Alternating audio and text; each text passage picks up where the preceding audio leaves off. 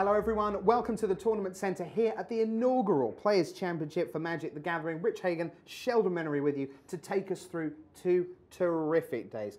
Sheldon, 16 of the best, that's how we sort of couched it to people.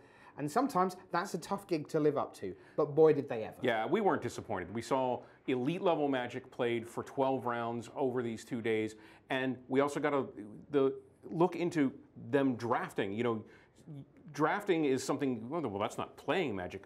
It certainly is, because there's a huge, deep skill set that goes into that, especially in the two formats that we had. All right, so let's take you back to first thing yesterday morning. 16 players came in. They came into 2 draft pods of Cube. That was the format, all Magic's greatest hits. Let's take a look on the board, see what pod 1 looked at. There you've got the end of day 1 master scoreboard. So they played 3 rounds of Cube, and then they played 3 rounds of Modern. This was the halfway point, Sheldon. What catches your eye from the back end of yesterday?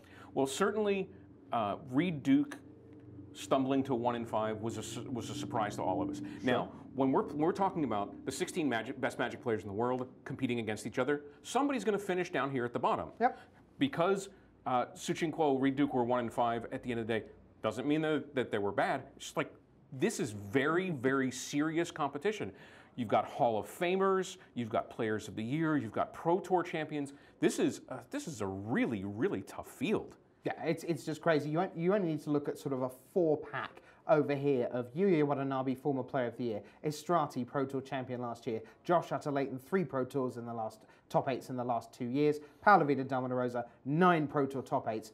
All of those, between them, only barely 1 average record. Startling. Just that is absolutely it does. The story. It shows how difficult this field was. And you know, we talked to some of the players early on, most especially about their constructed deck choice. And the question was, is who you're going to play impact your choice? Mm-hmm. And the answer was 100% of the time, yes, it does. I'm playing against the best players, means my margins are much, much thinner.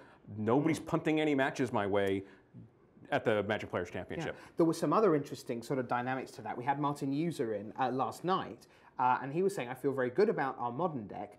It has a bad matchup in Modern against White Weenie. Mm-hmm. He went, I would never play the deck I'm playing, maybe in a Pro Tour, against the field, because I would expect 50 PTQ winners to come along with White Weenie or Red Weenie or whatever. And he said, here, the chances, what are the chances of Paolo Vida Damarosa turning up with White Weenie? It's nil. So they just struck it from the record books. They just said, there is no way we face this unlosable matchup. Of course, they're an unwinnable matchup, and they're entirely right.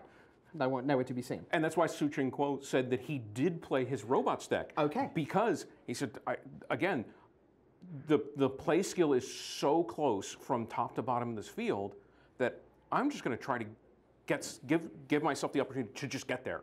You know, the deck is sometimes just going to win, and I'm not going to have to worry about trying to outplay a Paolo or a John Finkel or a Shuhei Nakamura. Talking of a Paolo, he came in and had a chat with you earlier today. He started 0-3 in Cube. He'd had a pretty bad run. He was happy with his draft in the Cube, but he ended up 0-3. So he stumbled out of the gate. But like the great thoroughbred that he is, he hit his stride in the middle of the tournament, and as we see, has crossed the finish line in the space to get to tomorrow. Yeah, we said very much this came in 4 acts. 3 rounds of Cube, 3 rounds of Modern. That took you to this slide, the end of day 1. But then we get into day 2, we have 3 rounds of M13 draft. And given that everyone knew everyone else's Modern deck, everyone knew where they were positioned there, it felt like M13 was going to be a really big deal in separating people. Now, that kind of happened, but it only happened for 1 person. And of all the people, you would not have expected it to be. Yeah, Shouta Yasooka is maybe the best constructed player in the world, or maybe the greatest deck builder in the world right now. His limited showings at some Pro Tours and at events at GPs has been less than a champion of his caliber would like it to be. So what did he do? He went home. He studied his craft. He went and practiced drafting, said, I'm going to be an elite drafter as well. And we watched him. We were fortunate enough to have him in the hero seat. Yeah. And we watched him craft a beautiful draft deck in the M13 draft. Yeah, and I'm not going to lie, that was entirely intentional. Obviously, we choose who we're going to cover. And when we were talking about it, we said, look, this is a guy, he has this great constructive reputation, which everyone knows about. But yes, he had a limited top 8 last weekend at Boston. But, you know, people get sniffy about one results. People get sniffy about one Pro Tour win. They say, it's just one Pro Tour win. So one swallow doesn't make the summer. Yeah. We understand that. And we said, all right, here he is. He got to day 2. He's in business. He leads the field. Let's show people whether he is the real deal. 3-0, thank you so much. 8-1. And at that point, in a traditional tournament, we'd be starting to think about relaxing with a cup of tea for 3 hours while you scoop assorted people into the notional top 8 with you. But of course, this format was very, very different, and there was stuff on the line all the way. Right. Every match today and yesterday was worth 1 Pro Tour point, and that's just huge. That's qualification for silver, gold, platinum levels for the Pro Players Club. So there was no relaxing after Shouta had gotten to 8-1 and he knew he could lose 3 matches and he was probably in. There was no slowing down, and the same was true for the players at the bottom of the bracket. Just because Reed Duke was 1-8 or 1-9, he wasn't going to stop playing because every pro point is gold to these guys. He will come back. Reed Duke will come back to Seattle in 6 weeks' time, whatever it is, for Pro Tour return to Ravnica. When he sits down in round 1, assuming he doesn't get DQ'd at any point, which is pretty likely. We're pretty unlikely. He's a pretty safe guy. Reed Duke will get 2 pro points towards his total for this season.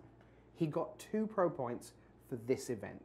He will never earn 2 harder pro points. No. Again, the field set the bar at an insanely high level. I can't imagine what these guys were processing going in. But the great champions that these 16 guys were, they were all coming in thinking, I can win this event. Not one of them were thinking, well, I'm Alexander Hayne and I've won only 1 Pro Tour and 1 Rookie of the Year, and that's not really much compared to 9 Pro Tour top 8s like Paolo. Alex Hayne came here to win. He came thinking to win. And that part of that mindset is what makes these guys great players. It's not just the technical skill, it's the emotional wherewithal, the attitude that makes them winners. Let us tell you the order of the 16 winners. Starting in 16th place, it is Reed Duke with his 2 pro points.